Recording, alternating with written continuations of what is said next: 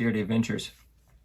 Hope everyone's on well out there, and hope everyone is doing their best to stay cool and stay hydrated if they're out and about. I'm sure a lot of you, like here in Kansas, feels like the whole state's just been put in the oven and left to bake. So anyways, welcome back. Thanks for tuning in. If you are new to the channel, I do like to focus more on performance-oriented crawling, LCG type builds, and just now we're going to do a couple of videos. I suggested it, and it seems like it may be a very popular topic. So I'm going to do a couple episodes here on getting the most out of your RTR. So you got your truck, you're getting into crawling, you're starting to see more of this performance side. Rather you're wanting to maybe start getting into the comp scene, or just wanting absolute most performance out of your truck, but not quite ready to jump into a full LCG type build, or not comfortable yet with a ground up build, stuff like that. So what can we do to get the most out of our RTRs and also keep budget in mind, without having, keeping budget, without having to dump, fresh new truck, unbox it, and throw several $100s into it. So what can we do? So first things first, driving your truck. And that's RTR state, give it a couple runs, get a battery pack or two through it, see what it's capable of, look for some obvious weaknesses, whether it be some side hill ability, incline, turning radius, stuff like that. Because that's going to give you a good base to start on as far as tuning. And when you start doing modifications, you'll be able to see a difference from where it started to where you are now, and seeing that you are making positive changes. Also, knowing your terrain. You want to build and tune to your terrain. You don't want to set up for a full build for like desert and pure rocks. If your area is more natural terrain, some side hills, wood, dirt, stuff like that. So you want to tune to where you're going to be crawling most of your time. But also keep in mind, you do want to find a balance, and some of that terrain can be simply swapping tires. I will recommend on the budget, at least getting a basic like tabletop scale here. This was from Amazon. This was like $8. So getting at least the base weight of your truck. You don't have to go full bore right off the bat and get one of the, 4-corner scales. Those are nice. Maybe save up for that, or, save up, plan that into a budget later on down the road when you start getting to a more serious level. But at least knowing the overall weight of your truck is going to help tremendously when choosing things like tires and foams, shock oil, shock spring rate, stuff like that. And knowing just how much my truck does weigh. Let's see how light I can make it, or if I do need to add a little bit, if it is just too light, stuff like that. Foams are directly related to the weight of the truck. Same shock oil and spring rates. You don't want to put too light of an oil in there if you have a heavy truck, and same with foams.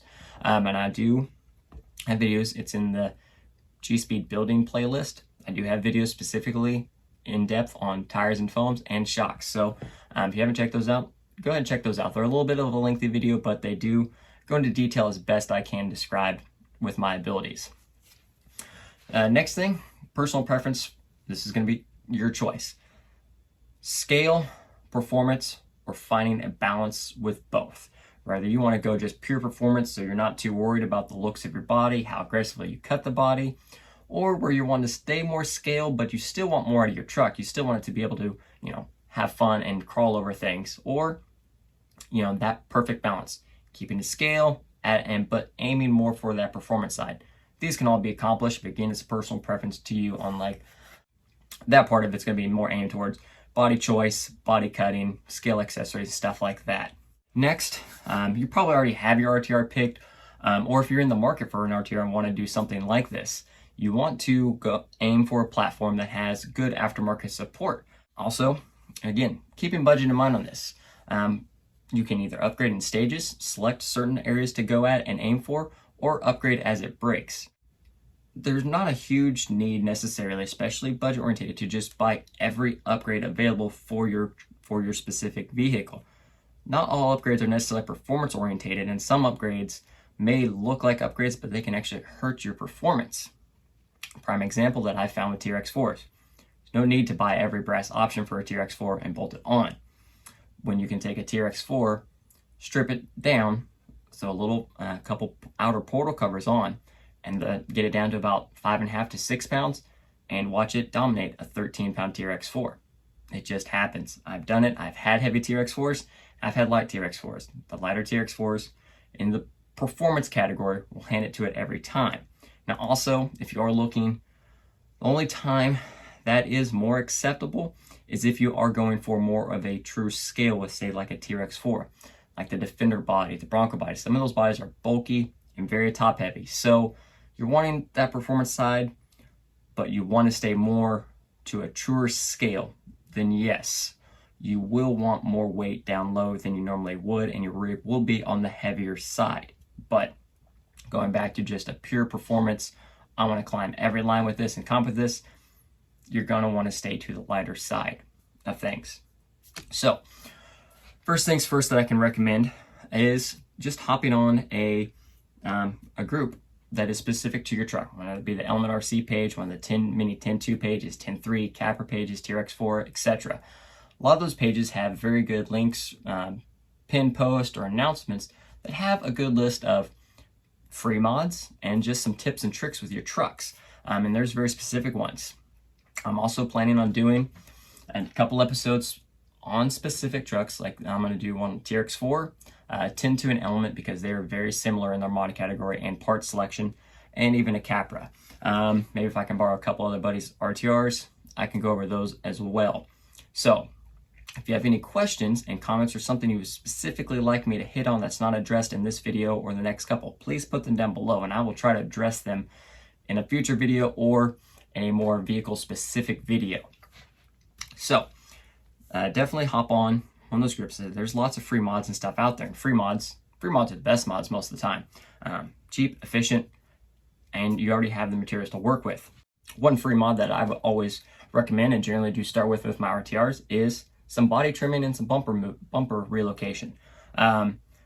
Getting everything down, trying to get as much weight down low as you can for the performance and keeping your vehicle better for side hill abilities and incline abilities. So it doesn't have to be super aggressive trimming right off the bat. Like right here on the Element, I did some trimming right here along the very bottom of the grill. I took some of the flares off and was able to get the body down lower and get it significantly lower stance than what it was before. Also, bumpers. Front and rear bumpers, most of the time with RTRs, they have the adjustments. You can push the bumpers in, to get you that better approach angle and more clearance up here with hitting rocks. Or like a TRX4, and I'll go over it more in detail, like bumper flip mod, flipping the bumper mounts, raising everything up and getting those approach angles there. So simple free mods. Getting into more of the budget side, planning a budget. We want to keep this low cost, but there are some things you will have to invest in. One of those is tires and foams. Generally speaking, most of your RTR tires are not very good tires. Some of them are awkward sizes, they're more narrow, the compounds just aren't quite there, with the exception of the Traxxas Canyon Trail tire. The Traxxas Canyon Trail tire is a very good RTR tire.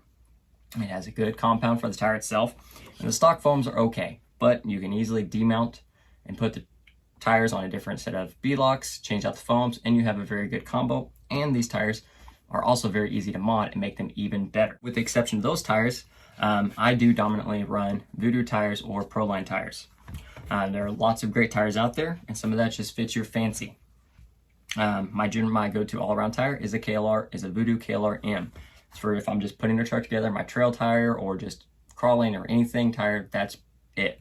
When it comes to pure performance, my trucks will have either OG Voodoo KLRs or Proline trenchers.